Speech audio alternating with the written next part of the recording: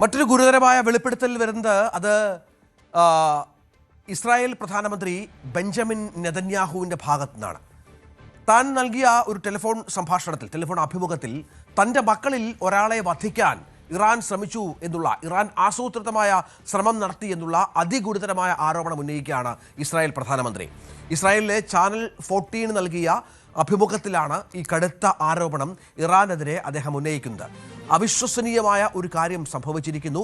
Iran എൻ്റെ മക്കളിൽ ഒരാളെ ലക്ഷ്യം വെച്ചു, എൻ്റെ മകനെ കൊലപ്പെടുത്താൻ ശ്രമിച്ചു. പക്ഷേ ഏത് മകനാണ് എന്ന കാര്യത്തിൽ സുരക്ഷാ കാരണങ്ങൾ കൊണ്ട് നെതന്യാഹു വെളിപ്പെടുത്തിയിട്ടില്ല എന്ന വളരെ പ്രധാനപ്പെട്ട ഒരു കാര്യം കൂടിയുണ്ട്. എപ്പോഴാണ് ഈ സംഭവം നടന്നതെന്നും നെതന്യാഹുവിൻ്റെ ഭാഗത്തുനിന്നുള്ള വിവരങ്ങൾ പുറത്തുവിട്ടില്ല. പക്ഷേ ഇതിപ്പോൾ അതീവ ഗുരുതരമായ ഒന്നാണ് എന്നാണ് മനസ്സിലാക്കേണ്ടത്. KP അഭിലാഷ് വിവരങ്ങളുമായി ചേരാണ്. അഭിലാഷ്, ചെറിയ വെളിപ്പെടുത്തലല്ല. നേരത്തെ ട്രംപിൻ്റെ മകനെ വധിക്കാൻ ശ്രമിച്ചു എന്നുള്ള തരത്തിലുള്ള ആരോപണങ്ങളൊക്കെ പുറത്തു വന്നിരുന്നു. ഇപ്പോൾ നെതന്യാഹുവിൻ്റെ മകനെ, അതിപ്പോൾ ഇറാനെ പോലെ ഇപ്പോൾ ശത്രുപക്ഷത്തുള്ള ഒരു രാജ്യത്തിൻ്റെ ഭാഗത്തു നിന്ന് ഇത്തരം ചില ശ്രമങ്ങൾ ഉണ്ടാകുന്നു എന്നുള്ളത് നെതന്യാഹുവിനെ സംബന്ധിച്ചിടത്തോളം ഏറെ ഗൗരവതരമാണ്. പശ്ചിമേഷ്യയിൽ സംഘർഷം അതിരൂക്ഷമായി തുടരുന്നതിന് ഇടെയാണ് ഇസ്രായേൽ പ്രധാനമന്ത്രി ബെഞ്ചമിൻ നെതന്യാഹുവിൻ്റെ നിർണായകമായ വെളിപ്പെടുത്തൽ ഉണ്ടായിട്ടുള്ളത്. ഇസ്രായേലിലെ ചാനൽ ആയിട്ടുള്ള ചാനൽ 14 നൽകിയ അഭിമുഖത്തിൽ ആണ് തൻ്റെ മകനെ വധിക്കാൻ ഇറാൻ പദ്ധതിയിട്ടിരുന്നു എന്ന് പ്രധാനമന്ത്രി ബെഞ്ചമിൻ നെതന്യാഹു വ്യക്തമാക്കിയിട്ടുള്ളത്. ഏത് മകനെയാണ് ഇത്തരത്തിൽ വധിക്കാൻ ശ്രമിച്ചത് എന്ന കാര്യം നെതന്യാഹു കൂടുതൽ വ്യക്തമാക്കിയിട്ടില്ല. സുരക്ഷാ പ്രശ്നങ്ങളെ തുടർന്നാണ് അക്കാര്യത്തിൽ കൂടുതൽ വ്യക്തത വരുത്താത്തത് എന്നുകൂടിയാണ് നെതന്യാഹു വ്യക്തമാക്കിയിട്ടുള്ളത്. മാത്രമല്ല, ഇതൊരു ടെലിഫോൺ സംഭാഷണത്തിലൂടെ നടത്തിയ അഭിമുഖവുമായിരുന്നു.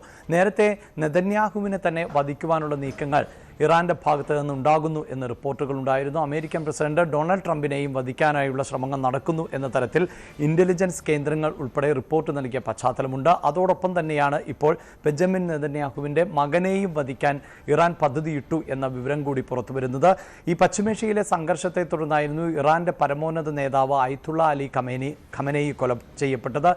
അതിനെ തുടർന്നാണ് ഇത്തരത്തിൽ, അതായത് ഖമനേയിയുടെ കൊലപാതകത്തിന് മറുപടി നൽകാം എന്ന് ഇറാൻ വ്യക്തമാക്കിയത്. അതിന്റെ ഭാഗമായിട്ടാണ് അമേരിക്കൻ പ്രസിഡന്റിനെയും ഒപ്പം ബെഞ്ചമിൻ നെതന്യാഹുവിനെയും ഇറാൻ ലക്ഷ്യം വെക്കുന്നത് എന്ന തരത്തിലുള്ള റിപ്പോർട്ടുകൾ ഉണ്ടായിരുന്നു. ഇതോടൊപ്പം ചേർത്ത് വെക്കേണ്ടത്, പ്രത്യേകിച്ച് ബെഞ്ചമിൻ നെതന്യാഹുവിനെതിരെ റെഡ് കോർണർ നോട്ടീസ് അടക്കം അയക്കുന്നതിന് വേണ്ടി അന്താരാഷ്ട്ര തലത്തിലുള്ള സമ്മർദ്ദം ഉൾപ്പെടെ ശക്തമാകുന്ന ഒരു പശ്ചാത്തലമുണ്ട്. തുർക്കിയാണ് അതിന് നേതൃത്വം നൽകിക്കൊണ്ട് ഇരിക്കുന്നത് എന്നതും എടുത്തു പറയേണ്ടതാണ്. അതിനിടയിൽ കൂടിയാണ് ഇത്തരത്തിൽ, അതായത് ഇറാൻ കുടുംബാംഗങ്ങളെ ഉൾപ്പെടെ ഇല്ലാതാക്കുന്നതിന് വേണ്ടിയുള്ള നീക്കങ്ങൾ നടത്തുന്നു എന്ന് ബെഞ്ചമിൻ നെതന്യാഹു വ്യക്തമാക്കുന്നത്.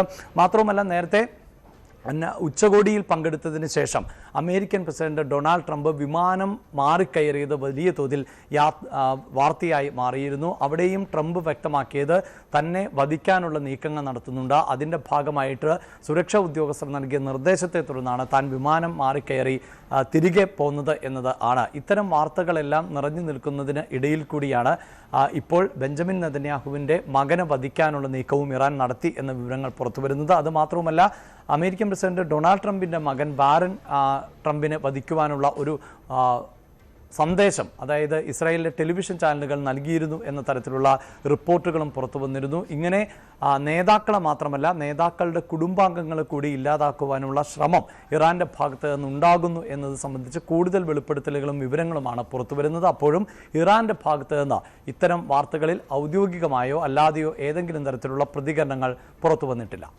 അഭിലാഷ് വിവരങ്ങൾ പങ്കുവച്ചു.